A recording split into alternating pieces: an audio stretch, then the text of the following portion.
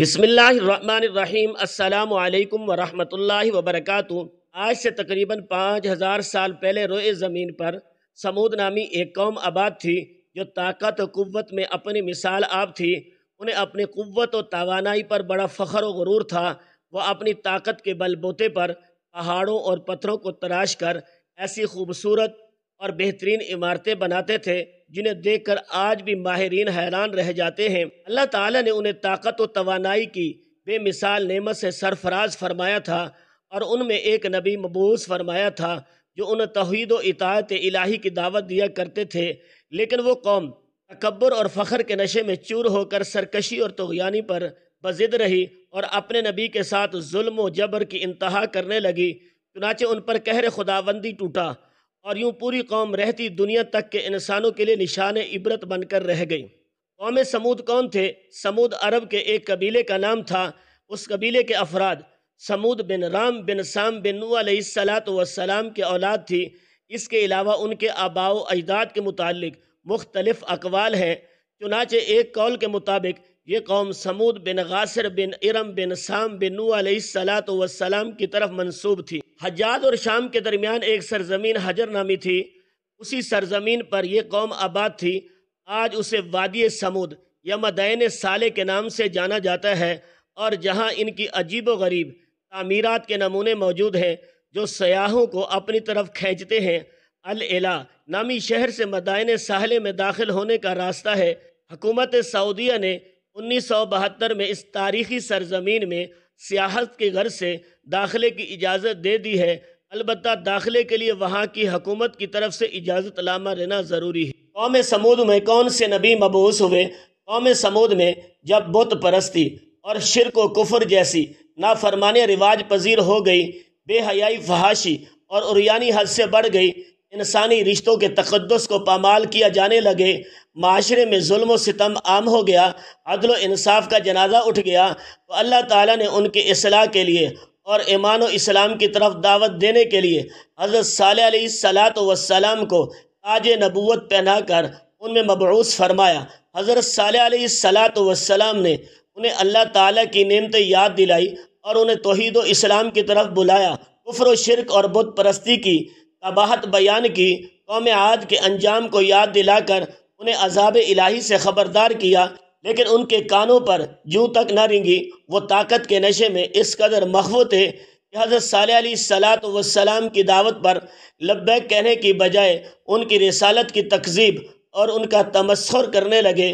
ان کی جرت سرکشی اس قدر بڑھ گئی کہ وہ عذاب کے مطالبات تک کرنے لگے کہ جس عذاب سے آپ ہمیں ڈراتے ہیں وہ لے آئیں۔ ایسے بھی پڑھیں، بت پرستی کی ابتدا کیسے ہوئی؟ اٹھنی کا معجزہ اور قوم کی سرکشی۔ ایک دفعہ قوم سمود کے سردار چندع بن عمرو نے حضرت صالح علیہ السلام سے عرض کیا کہ اگر آپ حق پر ہیں تو پہاڑ سے ان صفات کی 10 ماہ کی حاملہ اونٹنی ظاہر کر کے دکھا دے۔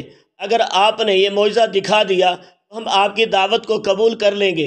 حضرت صالح علیہ السلام نے ان سے ایمان لانے کا پختہ عہد لیا اور اللہ تعالیٰ سے دعا کی۔ یک پہاڑ کا ایک چٹان شق ہوا اور اس سے ان کے مطالبہ کردہ صفات کے عین موافق اونٹنی نمودار ہوئی۔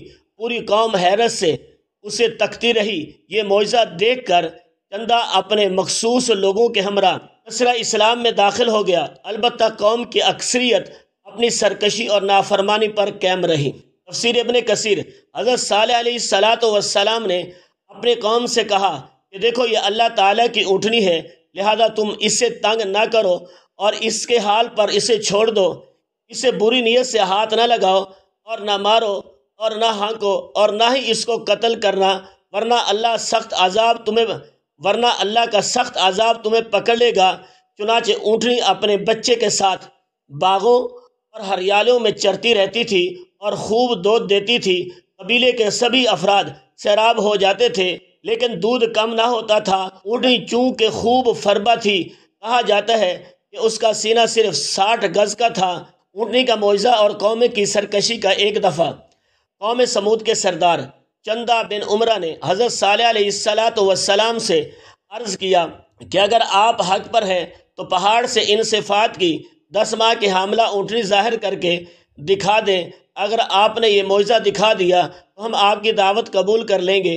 حضرت صالح علیہ السلام نے ان سے ایمان لانے کا پختہ عہد لیا اور اللہ تعالیٰ سے دعا کی۔ یک پہاڑ کی ایک چٹان شق ہوا اور اس سے ان کے مطالبہ کردہ صفات کے عین موافق اونٹنی نمودار ہو گئی۔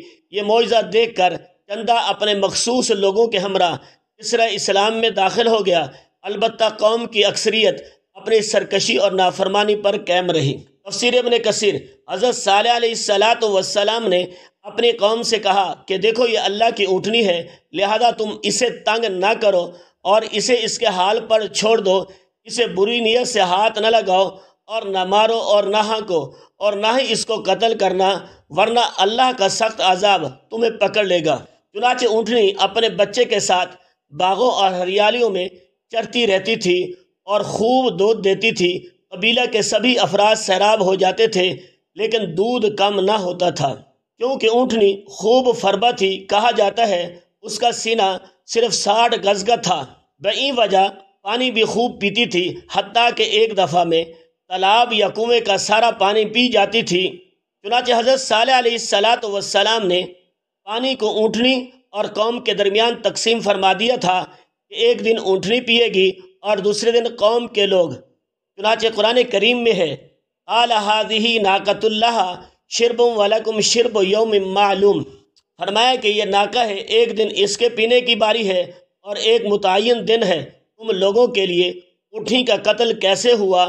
کیونکہ اونٹنی کے معجزے کا قوم نے اپنی آنکھوں سے مشاہدہ کیا تھا، بئی وجہ وہ اگرچہ مومن نہیں ہوئے تاہم اونٹنی کی کچھ عزت و تکریم ضرور کرتے تھے۔ کافی عرصہ تک یوں ہی چلتا رہا لیکن وہ قوم سرکشی کی انتہا کو پہنچی، چنانچہ انہیں آپ اونٹنی کی موجودگی بھی کھٹکنے لگی تھی۔ اس کا آزادانہ گھومنا پھرنا اور چرنا انہیں برا معلوم ہونے لگا۔ اونٹنی کی وجہ سے قوم کو ایک دن چھوڑ کر ایک دن پانی میسر ہوتا تھا، چنانچہ شیطان نے ان کے اندر طرح طرح کے وسواسات پیدا کیے اور انہیں اس بات پر آمادہ کیا کہ اب اس اونٹنی سے جان چھڑائی جائے، یعنی اس کا قصہ تمام کر دیا جائے۔ قوم کا کوئی بھی فرد اس غلط فعل کو انجام دینے پر راضی نہیں ہو رہا تھا، سو انہوں نے 2 آزاد منش عورتوں کو اس بات پر راضی کیا کہ تم شباب کے نشے میں مدہوش کسی نوجوان کو ورغلا کر اونٹنی کے قتل پر آمادہ کر دو۔ چنانچہ ان دونوں عورتوں نے مل کر 2 اوباش قسم کے نوجوانوں کو اپنے حسن و جوانی سے متاثر کر کے اس اونٹنی کے قتل پر راضی کر لیا۔ ان کے ساتھ 7 افراد اور شامل ہو گئے۔ چنانچہ سب مشورہ اور 9 افراد اونٹنی کے قتل کی غرض سے کنویں کے پاس گھات لگا کر بیٹھ گئے کہ کب اونٹنی آئے اور ہم اس کو ہلاک کر دیں، اور قوم کے دیگر افراد عذاب الہی کے خوف سے چھپ چھپ کر تماشا دیکھ رہے تھے۔ چنانچہ جب اونٹنی کنویں پر پانی پینے کی غرض سے آئی تو مصداع نامی ظالم نے تیر کا وار کیا جو اس کی پنڈلی میں لگا اور خون کا چشمہ جاری ہو گیا۔ اونٹنی کے زخم کو دیکھ کر باقی افرادوں میں دہشت پیدا ہوئی اور خوف کے مارے پیچھے ہٹنے لگے۔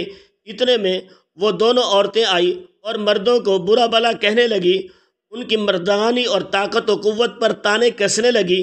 یہ سب سن کر قبیلے کا طاقت ترین شخص قدار بن صائف آگے بڑھا، اونٹنی کے پچھلے پاؤں کے اوپر کے حصے کو تلوار سے کاٹ دیا اور اونٹنی زخم کے تاب نہ لا کر زمین پر گر گئی۔ ادھر سے ظالموں نے زخم خوردہ اونٹنی پر تیروں اور نیزوں کی برسات کر دی اور یوں اونٹنی کو انہوں نے ہلاک کر دیا۔ کہا جاتا ہے کہ اونٹنی کا چھوٹا بچہ پہاڑوں کی طرف بھاگنے لگا اور جس پتھر سے نکلا تھا اسی میں غائب ہو گیا۔ قوم سمود پر کون سا عذاب آیا تھا؟ اب حضرت صالح علیہ السلام کے صبر کا پیمانہ لبریز ہو چکا تھا۔ قوم نے سرکشی اور نافرمانی کی ساری حدیں توڑ دی تھی۔ اب عذاب کا وقت آ گیا تھا جس کا ان سے وعدہ کیا گیا تھا۔ چنانچہ حضرت صالح علیہ السلام نے انہی کی ہلاکت اور بربادی اور نزول عذاب کی بشارت سنا دی کہ 3 دن کے بعد تم پر قہر خداوندی عذاب بن کر ٹوٹنے والا ہے۔ عذاب کا مرحلہ پہلے دن سے ہی شروع ہو جائے گا۔ پہلے دن تمہارے چہرے زرد پیلے پڑ جائیں گے، دوسرے دن تمہارے چہرے سرخ لال ہو جائیں گے اور تیسرے دن تمہارے چہرے سیاہ انتہائی کالے ہو جائیں گے، پھر چوتھے دن تم پر عذاب الہی نازل ہوگا۔ چنانچہ ایسے ہی ہوا۔ پہلے دن ان کے چہرے زرد، دوسرے دن سرخ اور تیسرے دن سیاہ ہو گئے، اور چوتھے دن دوپہر کے وقت ان پر سخت زلزلہ آیا اور آسمان سے ایسی خطرناک چنگاری آئی جس کی وہ تاب نہ لا سکے، اور ان کے جگر پارا پارا ہو گئے، کلیجے پھٹ گئے، اور یوں قوم سمود اپنے انجام کو پہنچ کر نشان عبرت بن گئی۔ تکبر اور فخر کو خاک میں ملا دیا۔ مدائن صالح میں موجود ان کی بسیدہ عمارتیں آج بھی ان کی ہلاکت اور بربادی کی گواہی دے رہی ہیں کہ اللہ تعالیٰ سے بغاوت و سرکشی کرنے والوں کا انجام کیا ہوتا ہے۔